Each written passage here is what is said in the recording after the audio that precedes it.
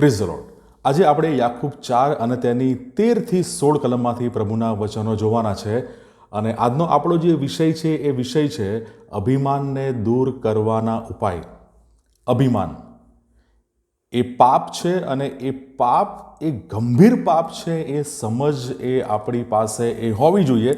જો અભિમાનનું વ્યાખ્યા જો આપણે આપવી હોય, આપણા ભવિષ્યના સંચાલનમાં ઈશ્વરના સાર્વભૌમત્વ, ઈશ્વરના અધિકાર, એ અધિકારોમાં વિશ્વાસ ન રાખવો એટલે કે અભિમાન.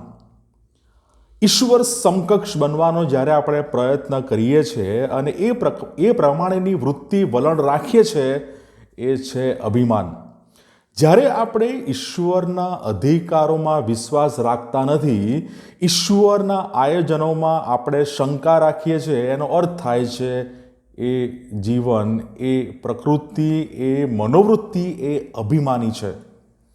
અભિમાન, ઘમંડ, ઉદ્ધતાઈ, બળાશ, બળાઈ અને મગરૂરીપણું એ ગંભીર પાપ છે. એ આપણે સમજવા જોઈએ, કારણ કે પ્રભુ ઈસુ ખ્રિસ્ત માણસને વટાળતા વાના એનું જે લિસ્ટ આપે છે, માર્કની સુવાર્તા 7મા અધ્યાયમાં 22મી કલમમાં આ અભિમાનના પાપનો પણ ત્યાં ઉલ્લેખ પ્રભુ ઈસુ ખ્રિસ્ત કરે છે. એ અભિમાન એ માણસને એ વટાળે છે, એ વટાળ, એ અભિમાન એ આપણને કરે છે. અને યાકૂબનો પત્ર 4થો અધ્યાય એ સ્પષ્ટ કહે છે 16મી કલમમાં, એ બળાઈ એ ખોટી છે, એ મગરૂરીપણું, એ બળાશ મારવી, એ ઉદ્ધતાઈ, એ ઘમંડ એ ખોટો છે. અને પવિત્ર શાસ્ત્ર જૂના કરારમાં પણ અભિમાન વિશે એ આપણને સમજ પડે એ રીતે શિક્ષણ આપે છે. નીતિવચન 8 તેની 13મી કલમ અને નીતિવચન 16મો અધ્યાય 18મી કલમ.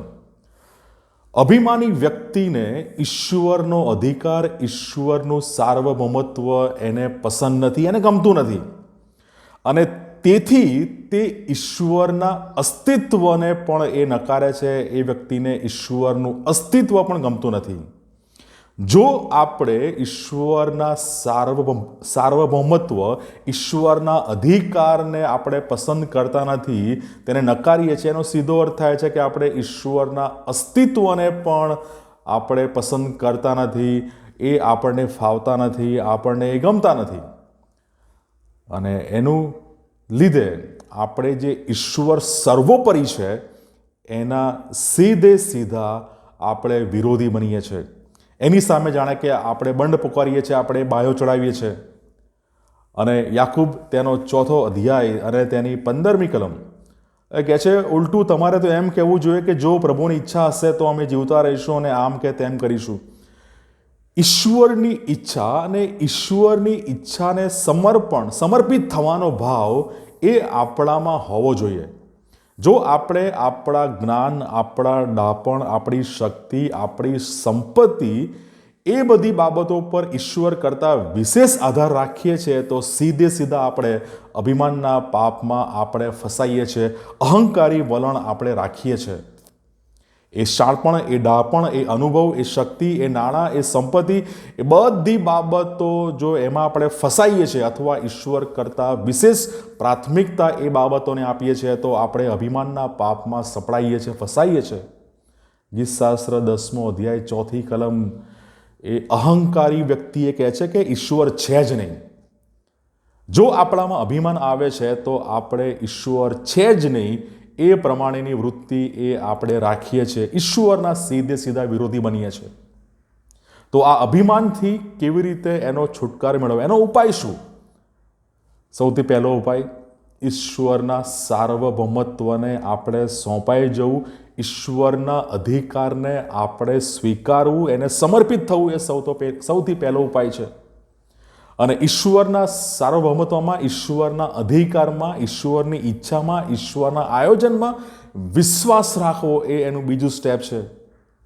અને આપણે ઈશ્વરના વચનોમાં વિશ્વાસ રાખવો, ત્યારે આપણે એ અભિમાન, એ બંડ, એ બળાશથી આપણે છુટકારો પામી શકીએ છીએ. માટે યાકૂબ 4થો અધ્યાય 13થી 16 કલમ એ આપણને અભિમાનથી કેવી રીતે દૂર થવું એની સમજ, એનું શિક્ષણ આપણને આપે છે કે જ્યારે આપણે ઈશ્વરના સાર્વભૌમત્વને સ્વીકારીએ છીએ, સોંપાઈએ છીએ, ઈશ્વરના ઈચ્છા, ઈશ્વરના આયોજનો પર વિશ્વાસ કરીએ છીએ, ત્યારે આપણે આ અભિમાનના પાપથી આપણે બચી શકીએ છીએ, એનાથી આપણે દૂર થઈ શકીએ છીએ. પ્રભુ આ વચનો શીખવા, સમજવા આપણે દરેકની સહાય અને મદદ કરે. God bless you.